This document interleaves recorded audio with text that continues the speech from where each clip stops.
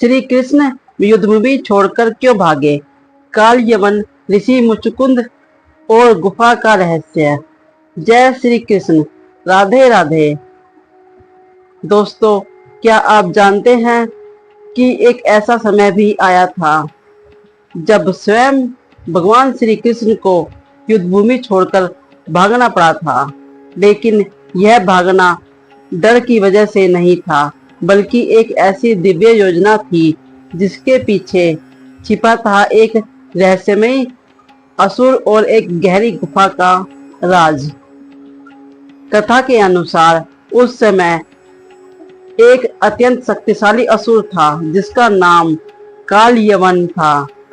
उसे एक विशेष वरदान प्राप्त था कि कोई भी यादव या क्षत्रिय योद्धा उसे सीधे युद्ध में नहीं हरा सकता था। उसकी गति, उसकी माया और उसकी शक्ति उसे लगभग अजेय बना देती थी।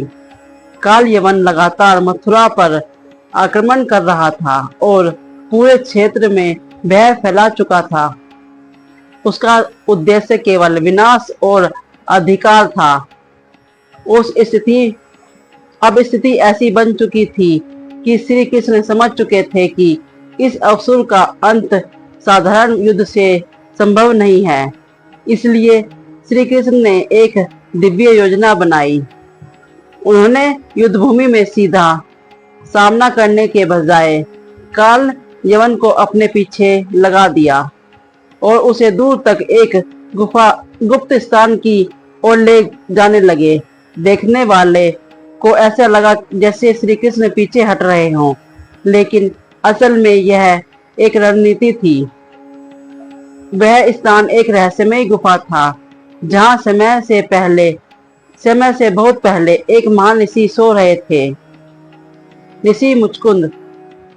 कहा जाता है कि श्री मुचकुंद ने देवताओं के लिए असुरों के खिलाफ वर्षों तक लगातार युद्ध किया था।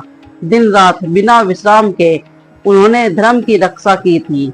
उनकी तपस्या और युद्ध क्षमता इतनी महान थी कि देवता भी उनसे प्रसन्न हो गए। उनकी सेवा के बदले देवताओं ने उन्हें एक अद्भुत वरदान दिया था, जो भी तुम्हें नींद से जगाएगा वह उसी क्षण तुम्हारी दिव्य दृष्टि और तेज से भस्म हो जाएगा। इसके बाद श्री मुचकुंद को एक गुफा में सुला दिया गया, जहां वे युगों तक गहरी नींद में रहे।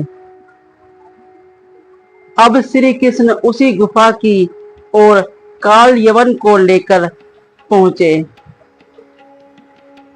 गुफा के अंदर घना अंधेरा था और वातावरण अत्यंत दिव्य ऊर्जा से भरा हुआ था।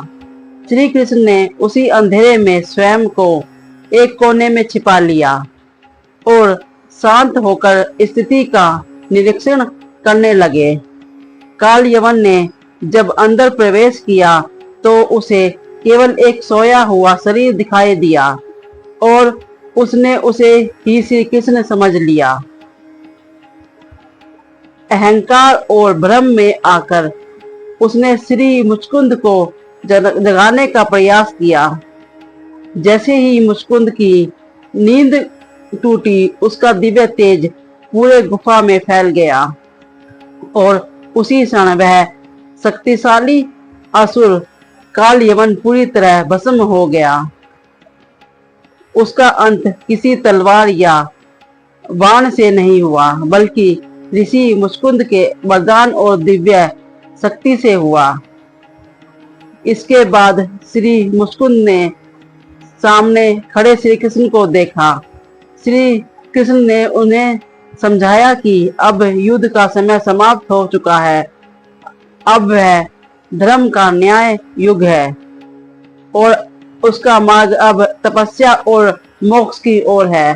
श्री मुचकुंद ने संसार त्याग कर मोक्ष मार्ग स्वीकार किया। यह कथा हमें सिखाती है कि हर युद्ध केवल शक्ति से नहीं जीता जाता, बल्कि युद्ध धर्म और समय की सही समझ से जीता जाता है। अगर आप भी श्री कृष्ण की इस दिव्य लीला को मानते हैं तो कमेंट में करें। जय श्री कृष्ण। राधे राधे।